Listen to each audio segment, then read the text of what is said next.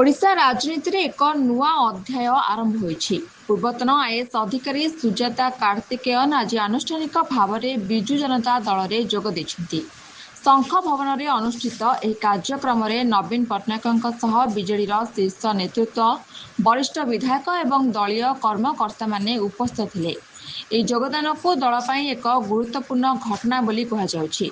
विशेष कथा यार ठीक पूर्व दिन नवीन निवास रे दलर वरिष्ठ नेता नवीन पट्टनायक गुरुत्वपूर्ण बैठक करथिले, जहाँपर विभिन्न राजनीतिक कल्पना जल्पना देखा मिलता।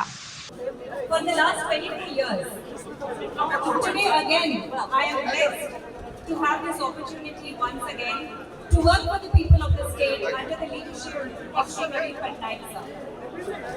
With the grace of Lord Jagannath and the blessings of lakhs of Biju Janata Dal workers and its leaders, I shall continue to work for Odisha and her people with complete dedication and commitment under the leadership of Shri Naveen Patnaik. Of course, I will be leading the Biju Janata Dal in the next elections.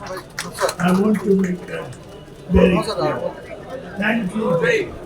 एबे सुजाता कार्तिकेयन योगदान को नहीं बीजेडीर भविष्य रणनीति कौन हेबो ताहा उपरे समस्तक नजर होइछि। एभली खबर पाइबा पई आम सहित जोड़ी रुहतु।